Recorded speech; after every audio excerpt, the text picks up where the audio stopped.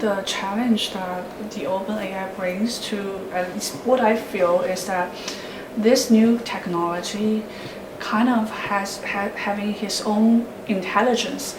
Because I just tried ChatGPT recently, I asked him or her, I don't know, and I said, I'm not in good mood now, can you help me?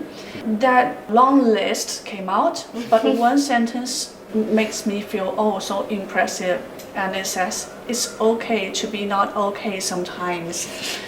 And I think, yeah.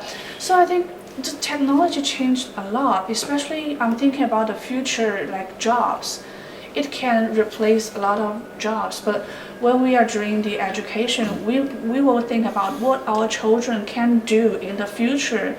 And I'm a little bit confused about like what competencies do the children need to cultivate now to meet the future needs. I'm not certain about that, but I would like to hear, maybe you have ideas. I think we just did something like this in our college advisory. I do a college advisory session each week with grade 10 and 12 students.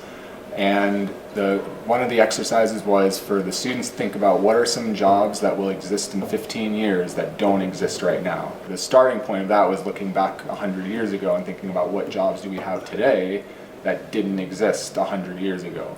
You know, software developer, programmers, rocket scientists, all these kinds of things. So I think we need to kind of get our children and students to think about now what's in their imagination, because they might think that's impossible. They might think like there's no way there could be this kind of job, but very likely there will be in 10, 20, 30 years with this technology. And the changes goes faster and faster after. I mean, there is research that 2/3 of the jobs what will be there in 10, 20 years are, even we don't have a name for that now. I mean, this is the real situation. As you say, with the short term of developing, the AI can start answering with a full list, customized to all people here on this round. I wonder really what's next. Especially as parents and teachers, you know, even though we say we cannot decide for children, but you at least have some kind of goals or expectations in your mind.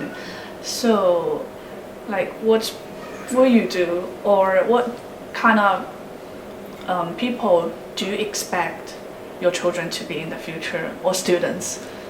I think it's what's already happening now. There's so many creative new jobs that people create for themselves. Like, look with social media, all the things that people do on social media and monetize that. So I think it's something that's been happening probably for the last 10, 15, 20 years of just, you can't just look for the traditional jobs anymore. You kind of have to look at what's the next big thing, and how can I get in on that, and use my creativity to be a part of it, and that's a new job every day. So the AI, I think when people are really curious about a subject, I think there's so much out there now which I didn't have access to, right? I mean, you have to go to a book and read all this stuff. You could watch a video. I mean, anyway, so it's a pretty exciting opportunity, I think, this AI can offer to the teachers, to the students. If they really are passionate about stuff, I think it can really take you a long ways. Responding to the question, adding to you, Ed, is that I do believe children need to have a problem-solving skill in the future. We have created also a lot of problems. We talk about AI, but we have environmental and other things still laying out in front of us. The problem-solving skill, dealing with frustration, what I earlier said is soft fact. This is what I hope I can install or support my children to create that ability to solve problem or overcome problem in dealing with frustration as they lay out there. So that is a big part. It's hard to teach, but you need to, you need to lay out opportunities to learn it. Right now, I'm a big debater on what you can teach and what you can learn. And people mix it up, and I don't think it's the same thing. Teaching is external, learning is my asset. That's what we say, Hape, love, play, learn. It's the outcome, out of experience, out of overcome. So sometimes you try to protect your children, overprotection. We don't do in our family. We really let them cover a risk I mean, as a toy producer, I can't do it. I have so many regulations nowadays. But as a parent, I really let them take a risk and I let them fail to overcome and deal with the frustration after you fail and become a better yourself after you think again why I failed and next time how I do the step 2 better than the first one. I think that's what the skill, what I try to install in my children. Yeah, that's interesting. The traditional view of intelligence is on how much content you know, but now I think what you're saying is it's more about what skills you have. So the way to learn skills would be to experience and try different things rather than just studying and memorizing facts. So I think experiencing would be a more beneficial way to educate. Yeah. And also the needs to from digging. So maybe it's also related to my age and to my time when I grew up to discover something. It was really digging deep.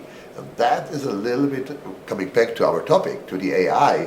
When the AI do all these jobs for you, you may learn the ability or lose the ability. You will learn something else, but you may lose the ability. Digging by yourself and not only find where's the sources from, so also I can ask and I get the answer. So if this is in the soft skill that you just need to ask and somebody else do my job, can be questioned. I don't have any children or I'm married, but at the same time I think it's really exciting, but at the same time a little bit confusing because if I have children in the future, near future, I really don't know what to expect. I really don't know what resources they're going to have as far as like learning or developing their physical, mental abilities, because technology is changing so much every day. There's always new things, different things. So I think you bring some interesting points because I heard from you, like Minnie, you're a little bit confused because you don't have a kid now.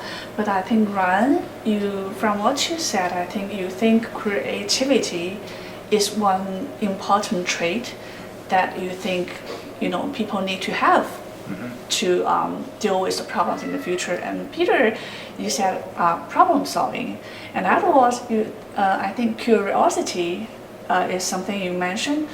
So even though we really don't know exactly what is needed for the future, but we all agree that there are some basic traits or competencies that children must have so that they can deal with the uncertainty for the future.